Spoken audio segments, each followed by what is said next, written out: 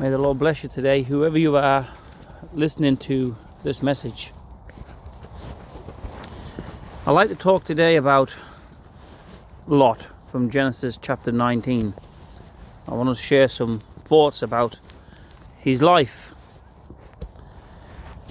Lot is a very interesting character in the Bible. He was a man of God.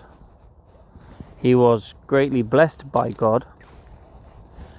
And the story goes that Abraham and Lot, their herds, their sheep got so large that they couldn't be together, so they had to divide. And Abraham said to Lot, "You choose where you want to go." Now the whole land was before him, and Lot chose to go down to the plains to where Sodom and Gomorrah was. Something very interesting here strikes me, that there was no prayer given about this.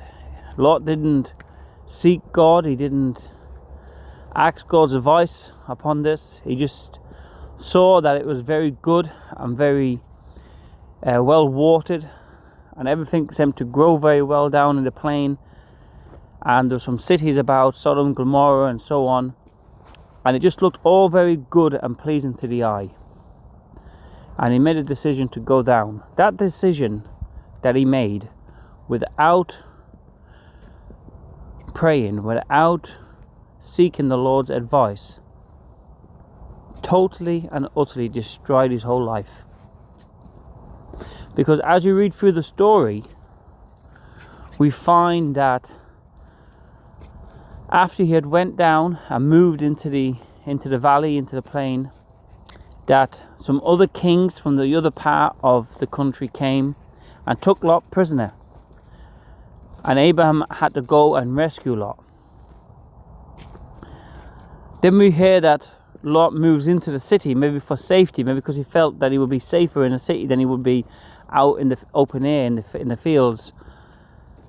And next thing we know, that Lot is living in the city, Sodom and Gomorrah, full of violence and crime and all sorts of stuff going off.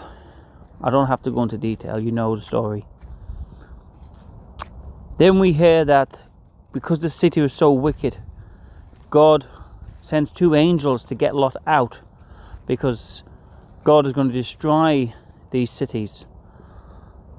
And Lot ends up coming out, but the time he spent in that city affected his wife and the way that she fought, and it also affected the way that his children fought, his two daughters.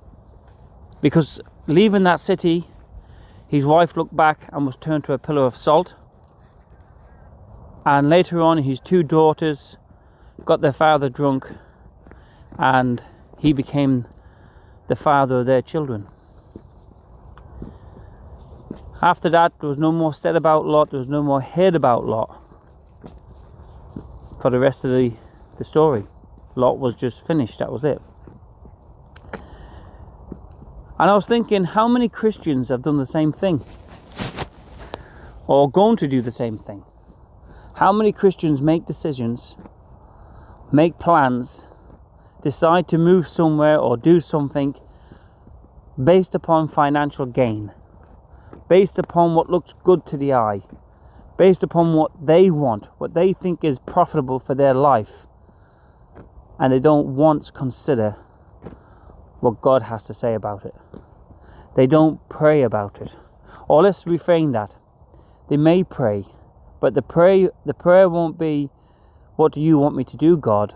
The prayer will be, "Bless this decision I have made." There's no real thought given to it. No real prayer given to it. How many Christians have made that decision, and because of that, their lives have gone down the toilet? Financially, morally, everything's gone down the toilet. Lot is a great example to all of us,